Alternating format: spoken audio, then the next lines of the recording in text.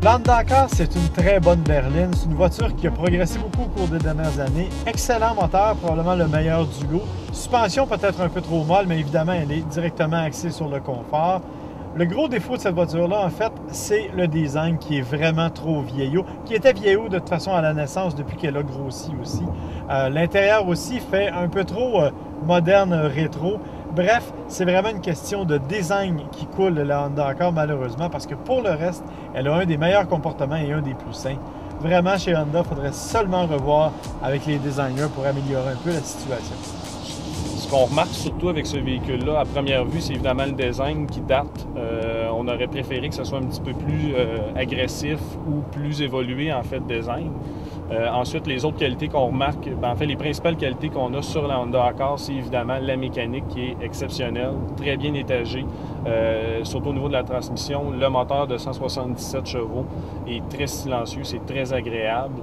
Un petit défaut qu'on remarque à l'intérieur de l'habitacle, c'est la qualité des matériaux, malgré le fait que la finition, elle est au-dessus de tout reproche.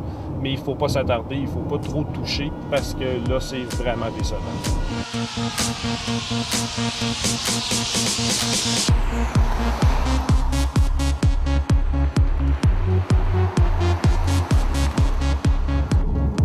Alors, à l'intérieur de la toute nouvelle Kia Optima 2011, fraîchement redessinée, elle a un design impeccable, très fun, très beau à regarder.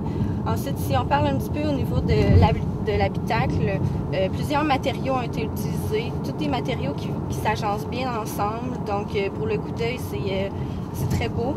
Aussi la petite touche de argenté qu'ils ont mis un petit peu partout à l'intérieur, ça donne un look un petit peu plus luxueux, ce qui est aussi très agréable. Au niveau de la motorisation, l'accélération est très bonne. Le temps entre les rapports est relativement court, ce qui est bien intéressant. Comme appréciation générale, je dirais que c'est une très bonne voiture et puis agréablement surprise.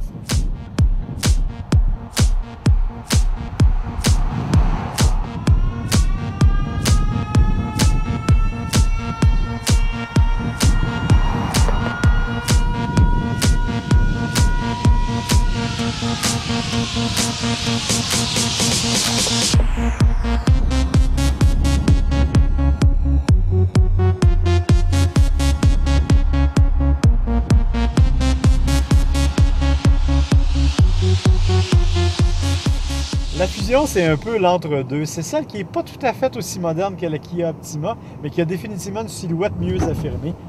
D'autre part, c'est aussi une voiture qui est très bien équipée. Il faut dire que le système Sync de Ford est parmi les meilleurs de sa catégorie.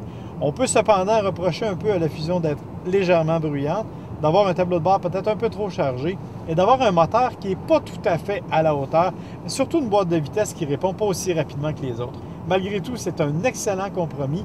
Le gros problème, c'est qu'équipée comme celle qu'on a là, elle est un peu trop chère. C'est presque 35 000 $, beaucoup trop pour une berline de cette catégorie-là. Rampe. Il n'y a pas qu'à comprendre. Rampe tes roues! Rampe tes roues! Tourne tes roues! Calme! Mesdames et messieurs, vous allez assister au premier combat de journalisme extrême. Je vais le planter. Laisse faire aussi. En droit.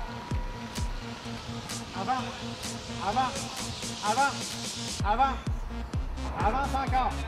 Bon, c'est évident que c'est pas un essai facile aujourd'hui pour tous les essayeurs, pour les participants, parce que, bon, la nouvelle Optima, la nouvelle Kia Optima, c'est une voiture qui est pratiquement irrésistible, on s'entend. C'est une voiture qui est dynamique, une voiture qui est très jolie, qui fait tourner les têtes. Même chose pour la présentation intérieure.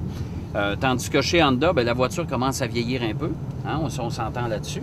C'est quand même une belle mécanique, c'est une belle réalisation quand on les compare. Et du côté de Ford, bien là aussi, c'est une voiture qui commence à dater un peu. D'ailleurs, il y a déjà la nouvelle, le Mondeo, qui devrait venir prendre sa place l'an prochain, ou d'ici 1 an et demi à peu près. Du côté d'Honda, on n'est pas très bavard, fait qu'on ne peut pas savoir à quel moment on va arriver avec une transformation complète. Mais pour l'instant, c'est les 3 voitures, je pense, les plus susceptibles, justement, de susciter ce genre de questionnement-là chez les consommateurs. On verra bien ce que ça va donner à la fin du match, mais c'est sûr que la Kia Optima a déjà une longueur d'avance. C'est la dernière arrivée.